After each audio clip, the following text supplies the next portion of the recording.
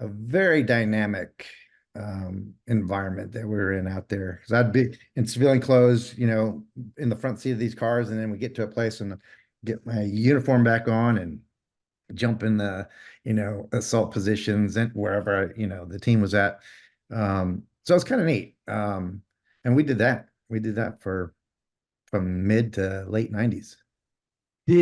I got to ask because it's so rare you see it in a photo like that. And I know her face is blacked out, and I would never ask you to give someone's name. But I think a lot of people would be surprised by that photo because there's a woman in it. And maybe they think, why is there a woman with these commandos? Is what's the explanation for why you have a woman in a situation? Was she an American? Things of that nature. Yeah, she's our teammate. Yeah, and she had language capability out there too.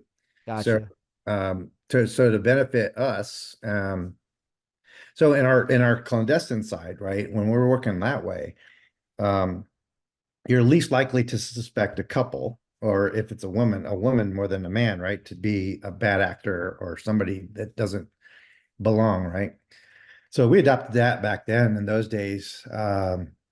So we had women assaulters. They were a part of another group that I don't want to say was in support of the squadrons, but um, there obviously wasn't a lot of them. So the core of the women that were doing that would go to wherever whatever squadron was deploying, right?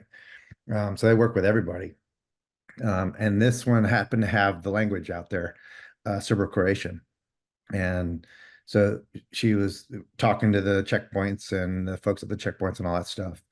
So yeah, that's helped out. She's a shooter just like the rest of us.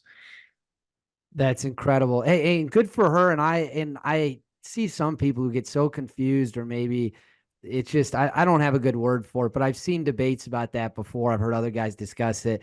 And it's like some guys can't wrap their head around that. And it's like, do you not think there's some badass women out there? I guarantee you that there absolutely is. Uh, Absolutely. And there you go. There's one, right? There you go. And I'll that photo, if you haven't seen it, you can find it on Bob's Instagram. It is such a casually badass photo. I mean, the whole thing is awesome. And like you said, your former teammate who was killed in '05. I actually interviewed one of the guys Yeah. that survived. He was seriously injured, but survived that explosion that they hit. I do want to talk now